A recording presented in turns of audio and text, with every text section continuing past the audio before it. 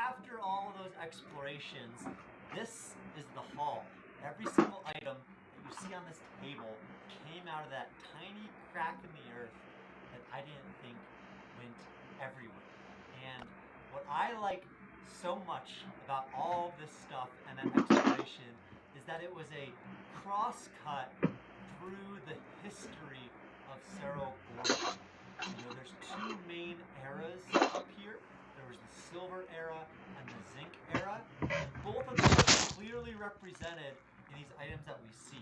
You know, the cleanest place to start is in the newspapers. I found a newspaper from 1897, and I found this newspaper from 1926. So almost 30 years of mining in relatively the same area, but with much different things. You know, a good place to start is the lighting. First, we have the candle lighting, and later we would have the carbide lighting. And so the first era of Cerro Gordo was the silver era, from about 1860s into the 1890s.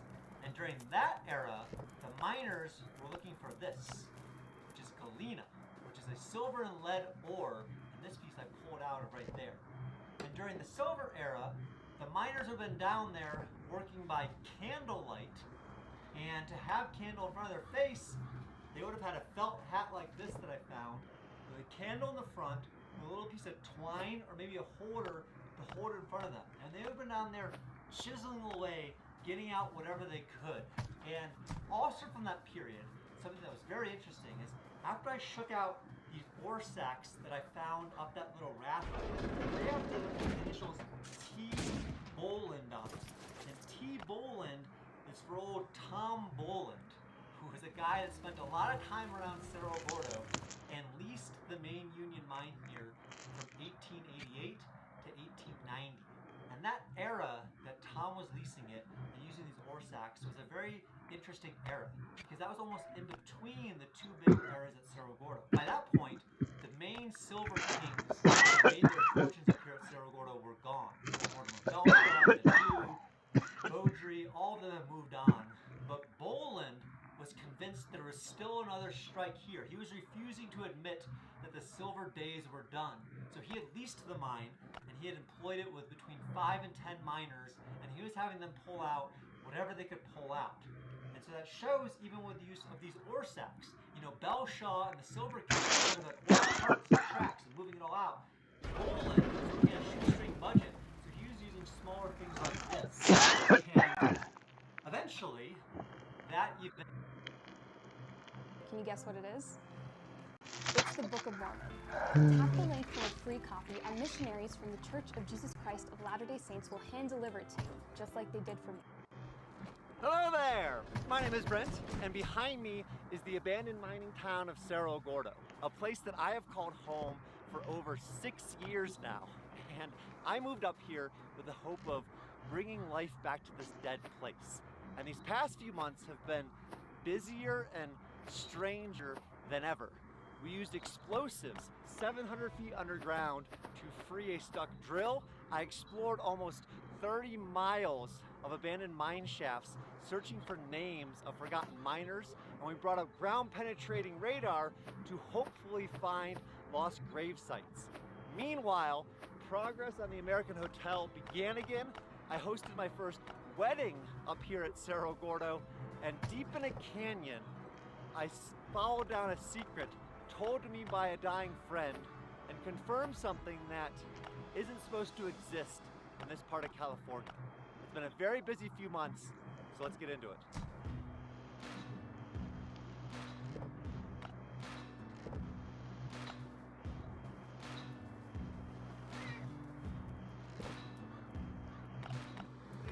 Mining towns like up here at Cerro Gordo usually die when the mine dies.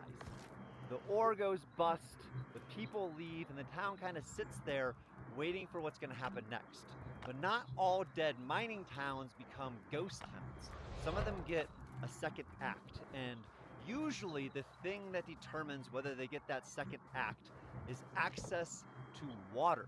You can look around the country for numerous examples of this, but if we look at a place like Aspen, Colorado, a silver mining camp in the 1880s. That booms to a few thousand residents. Then by the 1890s, the ore goes away. The town dwindles back to a few hundred residents.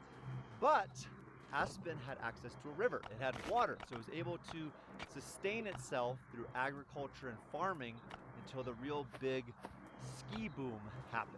And so today, Aspen is what we know it as, and places like Cerro Gordo are still sitting here waiting because Cerro Gordo never had access to reliable running water. Even when this town was a boom town and had thousands of residents, the vast majority of that water had to come up this 8-mile dirt road you see behind me by the tens of thousands of gallons a day. And if you're pulling out hundreds of millions of dollars worth of ore, like they were here at Cerro Gordo, you can afford to do such things. But when the mine goes bust, suddenly those things are no longer economical. And not a lot has changed in the past 150 years up here. You know, for the 6 years that I have been here, almost every single drop of water has also come up that dirt road you see behind me. But instead of mules, these days I'm able to use a giant green military truck. But every time I've flushed a toilet, turned on a sink, turned on a shower, that water had to come from down below. And I have felt the effects of not having running water up here, not just in day-to-day inconveniences, but in a deeper way too. You know, when the original American hotel that was up here caught fire, me and the people who were here only had access to shovels and dirt because there's no water to fight that.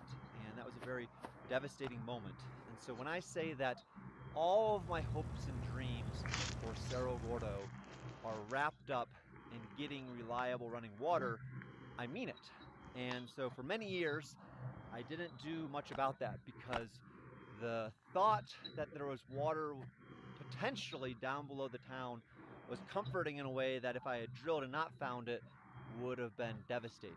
But finally, a few months ago, I finally pulled the trigger after consulting hydrogeologists, after consulting historians, after consulting even a water witch. And we drilled a well right here. And down that hole, about 600 feet, we hit water. And it very quickly felt like a dream. All of my hopes and dreams started coming together for the future. And we pushed deeper, and not too far after that, the drill got stuck. It wouldn't go up, it wouldn't go down, it wouldn't turn. Something had collapsed around the drill, trapping not just my hopes and dreams, but hundreds of feet of drill pipe worth tens of thousands of dollars down a hole. And we fiddled with it for a while, and I felt like this dream was becoming a nightmare. And in that case, we tried a few different things, and the final option was explosives. Hey, I'm Tyler McMillan, owner-operator of Well Plaster. I specialize in water well services, and what we have here today is we've got some stuck drill pipe, about 600 and some change in the hole. What we're going to do is we're going to back this thing off, and we're going to throw 2 pounds of Pentex down that hole and see if we can't turn this pipe loose.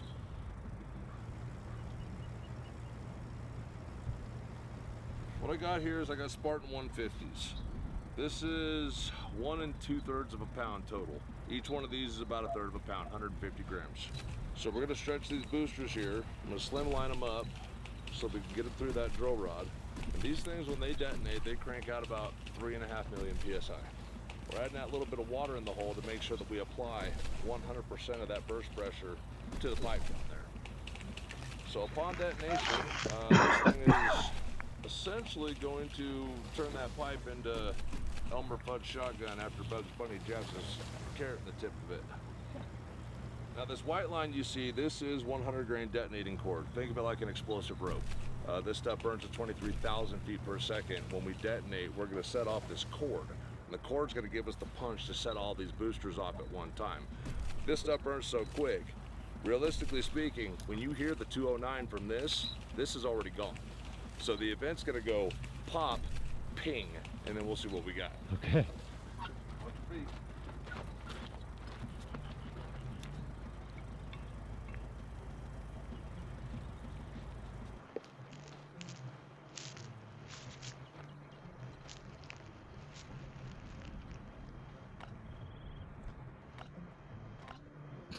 Same thing that sets off 12 gauge shotgun shell. Yeah. We got this tool here. It's basically a handheld firing pin. Yep. Open it up, kick our breech open. Huh. Go ahead and eject our empty from yesterday. Load that fresh one in. Roll off a few more feet, B, because we got that atmospheric pressure thing. We're so high up here, the air pressure pushes the powder out. So this yellow line is what we call noiseless trunk line or non-L line. Because this stuff all burns so fast, you'll hear this. That thing's gonna go ping immediately. Wow. Everybody ready? I'm ready. We've got all heads counted for it. I hope. Are you clear? Fire hole. Whoa. Well, it's disappointing, alright? That's cool. It's not climactic, but like, you know, No, that was cool. that's what we wanted. Alright, that's free. See if we can get it out of there. All right, we're gonna try to pull it back out now. Blast it. There's less pipe on this pipe now. There's no hammer. Hopefully the stuff comes loose.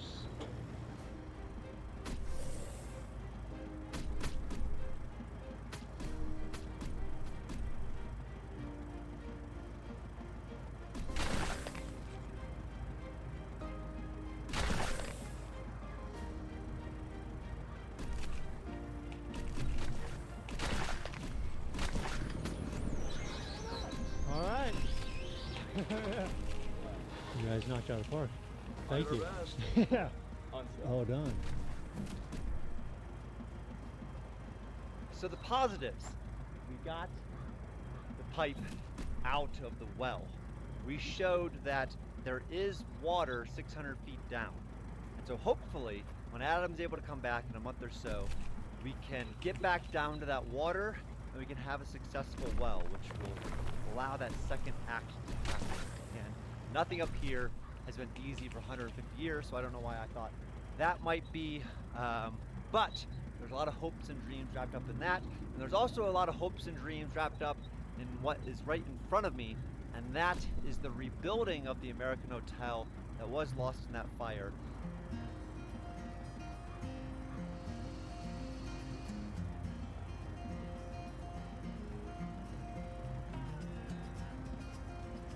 Today, finally, some hotel progress continues. It's not related to the permits that I've been waiting for years for the county from. It is related to the other part of the hotel, one that I hadn't talked about too much, but eventually, right next to the hotel, right here where this white truck is, will be a cabin. And this cabin will have 2 rooms in it, and it will be at the exact same grade as the hotel, and these will act as our ADA rooms, or American Disabilities Act rooms, for the hotel. So the hotel itself is going to have 6 rooms. There'll be 2 additional ADA compliant rooms here, so that way the grade is such where these rooms can go right into the first floor to access the bar and restaurant and all of that. And the first step is to get this down to grade. So today we're going to start getting it down to grade, then we'll dig the footers for the concrete to go in, then we can start building this thing up. And when we lost the hotel in 2020, there was a little cabin here called Crapo's house. And Crapo was a surveyor eventually for Cerro Gordo. He was eventually a murderer here. He shot somebody dead, Boland, right here and went on the run. And so we've been calling it the surveyor's house. So today we finally get going on a little bit of hotel progress.